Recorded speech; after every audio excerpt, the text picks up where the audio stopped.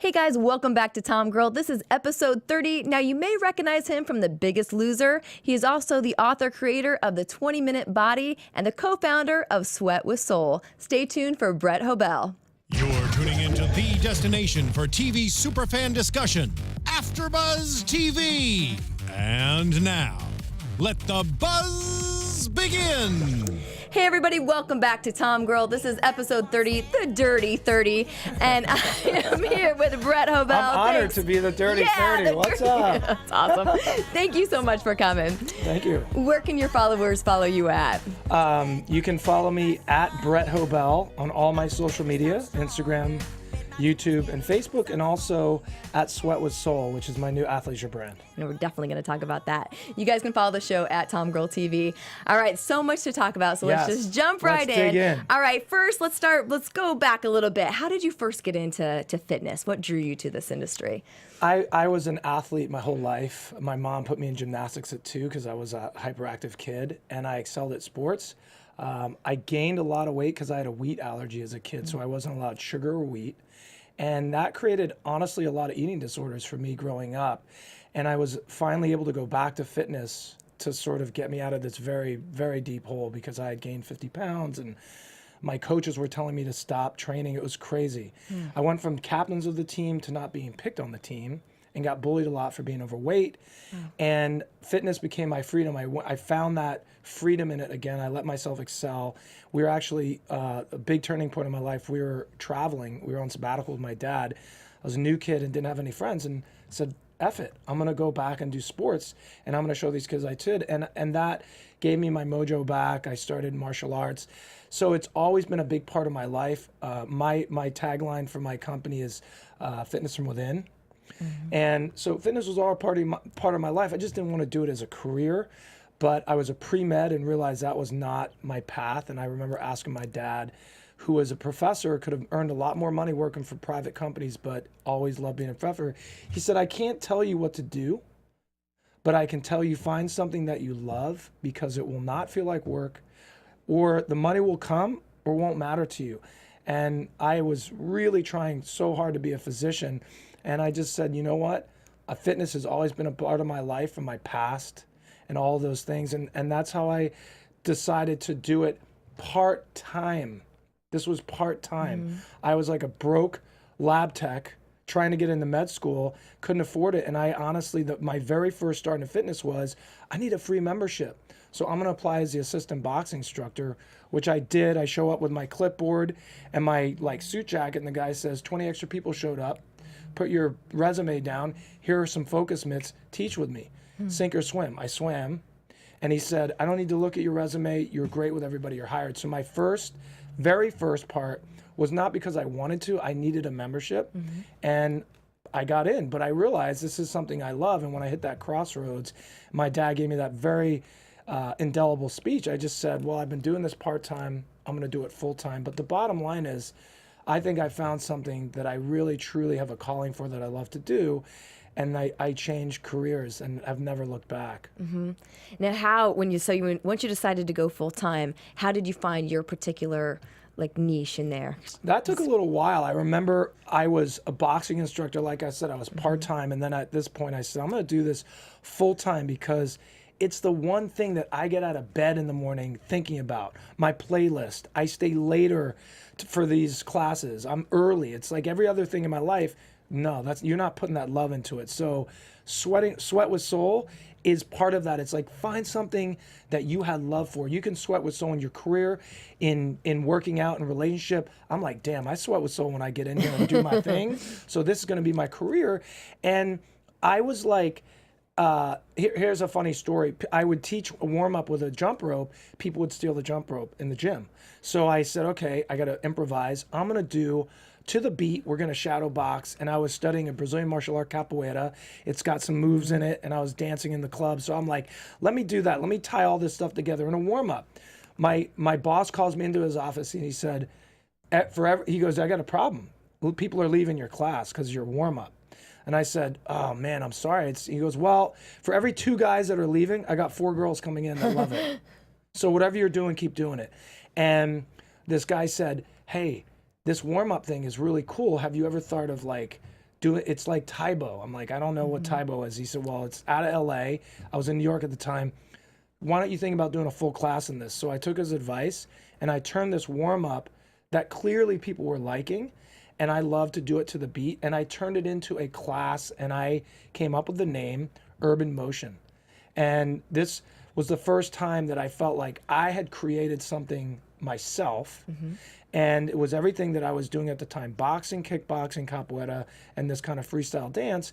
And I had a friend who was a lawyer, said, I'll help you trademark it. And that was the first thing that really made me feel like I've created something unique and I kind of own it.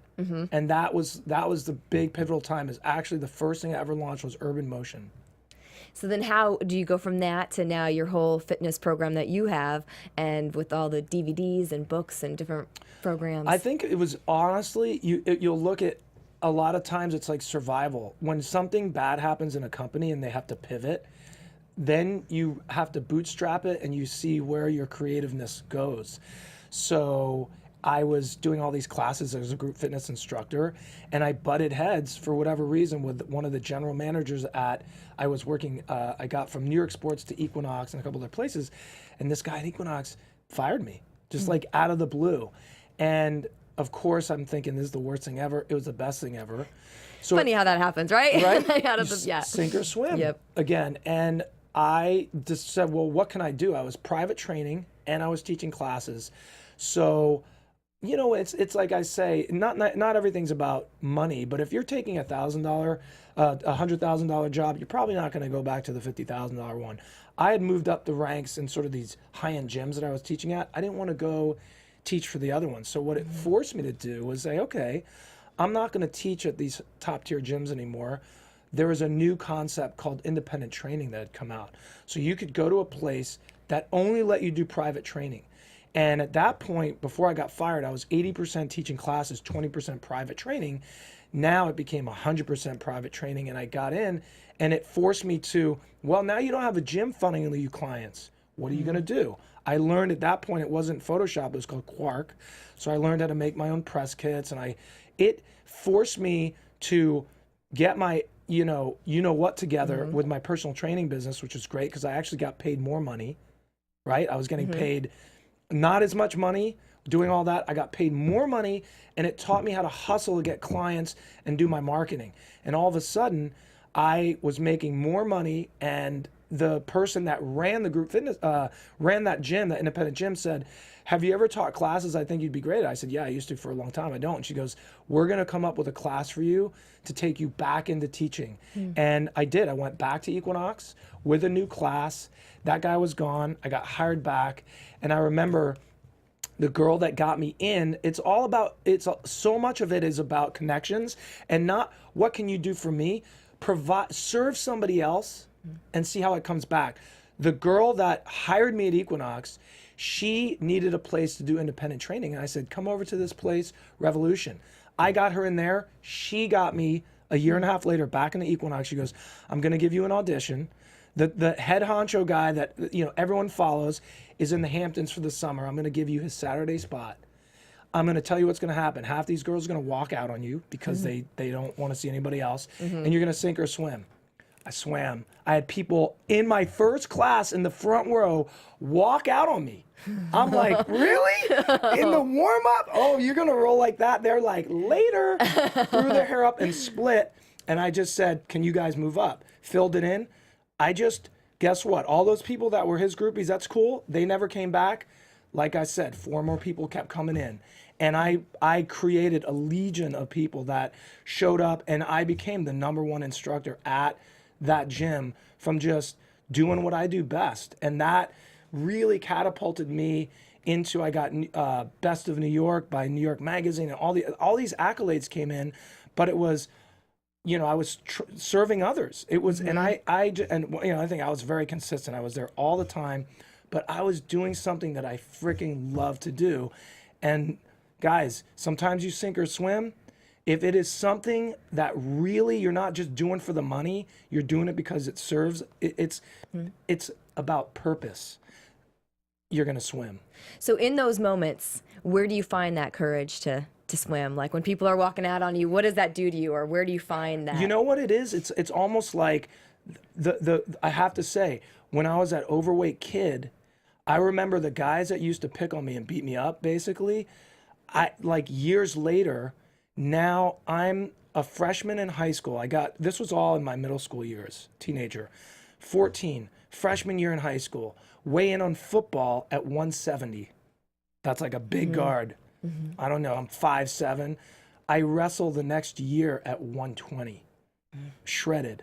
So it was like, what happened in that? What happened was, every time I would be running on the lacrosse field or on the wrestling match pad, I would see these guys or other people, and I would tell myself, you gave your word to yourself that you would not quit. And there just comes a point where whether it's hitting rock bottom, there will be what I call the fitting point, which is this tipping point inside of you emotionally. Most of us have to have the doctor say, you're going to have a freaking heart attack or something else. But sometimes you can act out of inspiration, not desperation, but there's a fitting point. And when it happens, you're just so emotionally connected that you just have that drive. You're on autopilot. It happened to me. And I just, there just came a point where I was so disgusted with myself and being like, oh, you really don't know why you're overweight? How about it's because you're eating food in the closet, hiding it from your mom? Like, that's the eating disorders I had. And it was luckily I had this sort of epiphany about it, and it gave me this hyper accountability to my word, which is very hard for a lot of us to do. All of a sudden I became, if I put my hand up and say, I swear to God, and I swear to myself, it was like life or death. For a lot of people, they don't get to that. There are certain things that you can do, but I was at that point. So I'd be on the lacrosse field and I'd say, these are the guys that used to bully you or beat you up. You will run past these guys 10 yards unless your legs fall off. I just had this insatiable drive, and that insatiable driveness to get out of me that hole has been what I've been able to do in fitness or business, where it's like, shit, something just bad happened. You have to have this stick to itness, this toughness, this I'm not going to quitness. And I'm going to tell you, for a lot of us out there, it comes from your struggle. And I will tell you this, if you've had a privileged life and it hasn't happened, or even if you've had a lot of struggle, when you work out, a lot of people say fitness is 80% nutrition. Let me tell you, losing weight has a lot to do with nutrition. But when I don't eat a donut and I eat a salad, that doesn't build inner toughness. When I do an ass-kicking workout where that chatter's in my ear saying, you should quit, and I shatter the chatter and say, oh, hell no, that inner toughness you can't get from a diet. And that inner toughness that you can get in every damn workout, that's what carries you through these business decisions, or it does for me.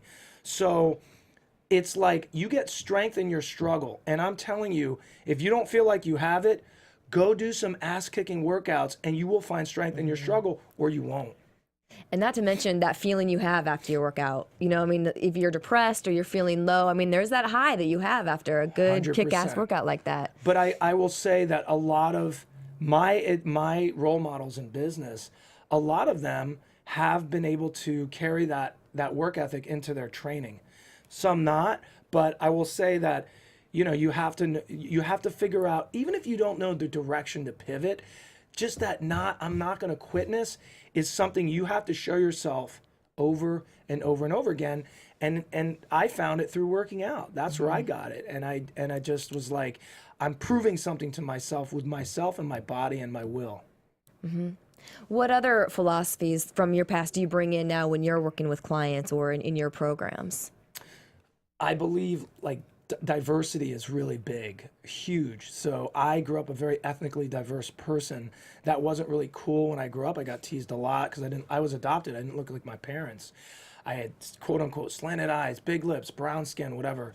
And now diversity or being ethnic ambiguous is in. But for me, having these united colors of Benetton is really important. So I want to carry that into my business in all of the branding and aesthetics. And so when we did a lot of the photo shoots for Sweat with Soul, the first photo shoot we did was very much sort of one ethnicity. Then next one is like, hey guys, we got to mix this up. I want to show that we are culturally diverse, and that's how we roll in all the stuff we do. So I think diversity helps bring strength with it. Great. Now that you've mentioned Sweat with Soul, let's dive in and talk about that. So tell me about this creation and what the apparel. It's amazing. How it started. I met a girl, actually, my business partner and girlfriend. I was teaching a class at the LA Fit Expo that I just taught at, and the woman that runs it, like, it's the matchmaker. Can I get a shout out? I'm like, get a shout out. My girlfriend at the time, she was reporting. She was a reporter and meteorologist for KTLA 5. She was covering it. So I show up in the morning, she's covering it. I remember the first thing I said to her is, hey, I just want to go over some stuff. And she turns around, she's like, hold on, I'm putting on my face. I'm like, dang, all right. Because it's like, 6 in the morning, it's really early. Well, she comes out, I show her the moves. I'm doing capoeira. Capoeira is an Afro-Brazilian martial art that fuses martial arts and dance. So it looks like breakdancing, gymnastics, and karate all together. So she was an competitive figure skater, and she starts doing it. She's like, I love this workout. This is awesome. We do the live shoot live on KTLA 5, and afterwards she's like, oh my God, I really want to know where to do this. We start exchanging information. And I remember, news people got to put on a lot of makeup. So she takes her hat off, hair falls down. I'm like, wait a minute. Can we exchange like numbers?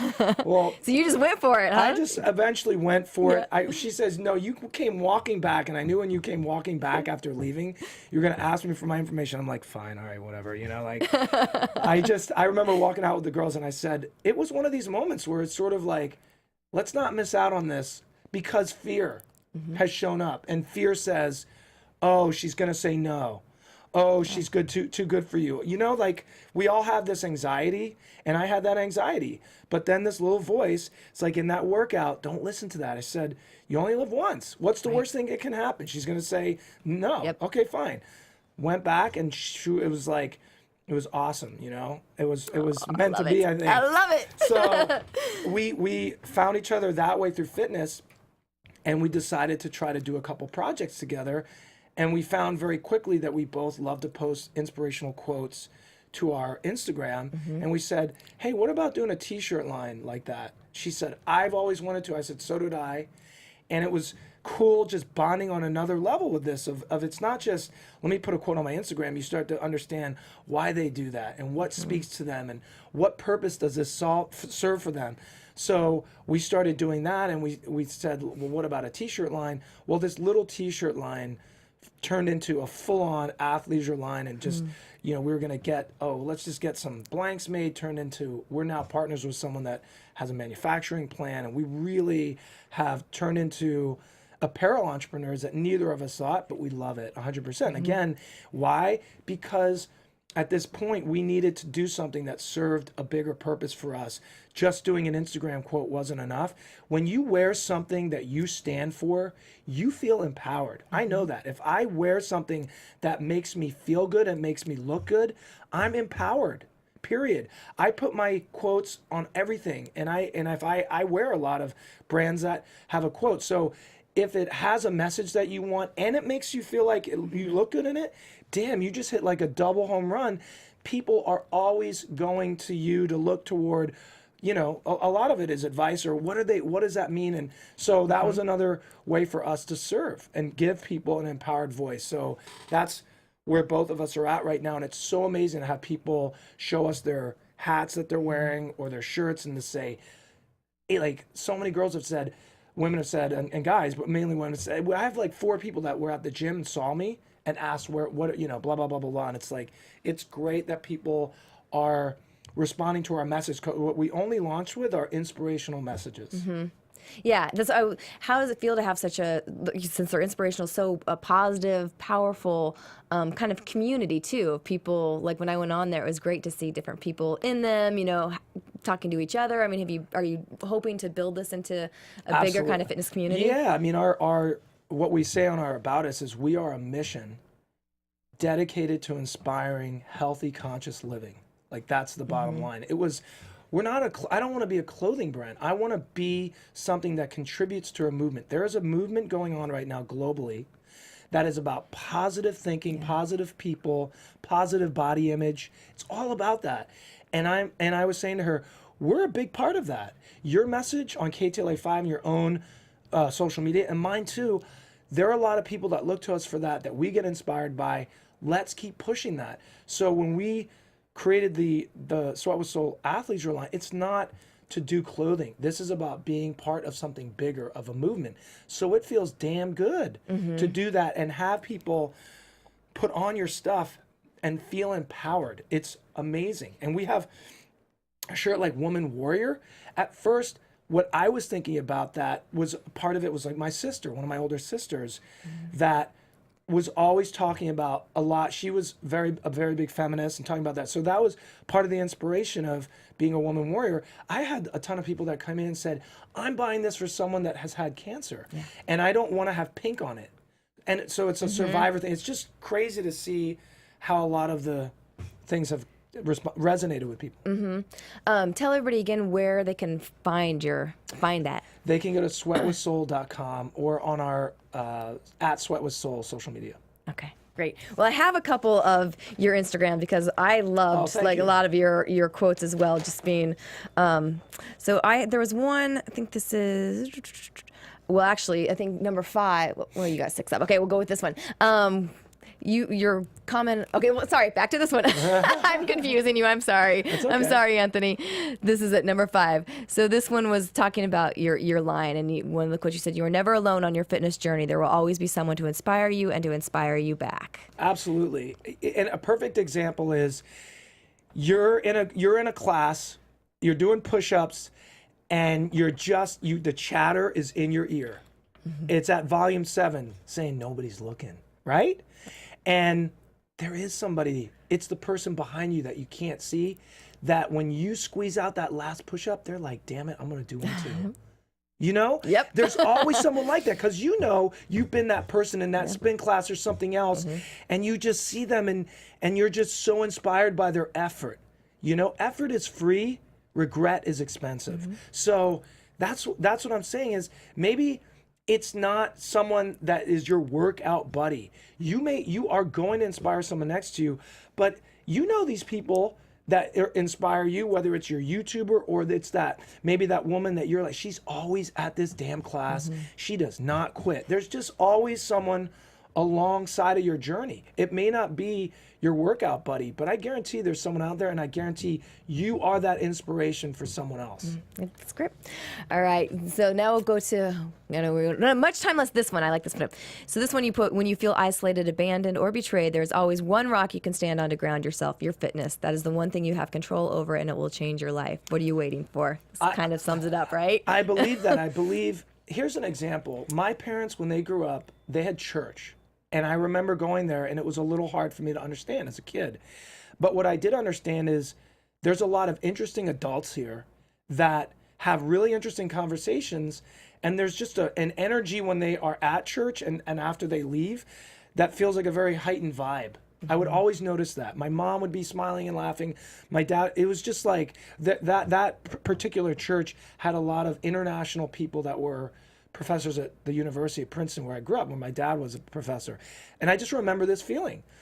I don't have church. And I think a lot of us in my age demographic, and definitely for the younger demographic that are the millennials, don't have the same type of church.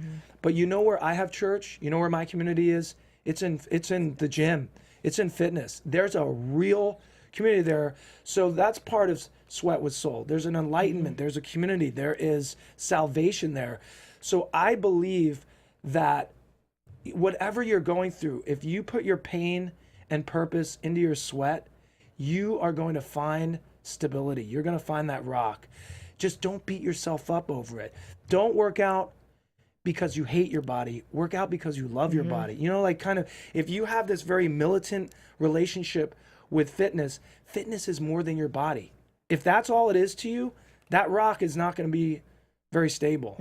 You got to sweat with soul in it. You got to find something a little bit deeper, but it can absolutely be that rock for you. Yeah, for sure. Yeah, I totally relate because I don't go to church either, and I do go to Soul Cycle a couple times a week. And I know people are like, oh, it's expensive or whatever. And I'm like, it's my church. And I know it may sound silly to some people.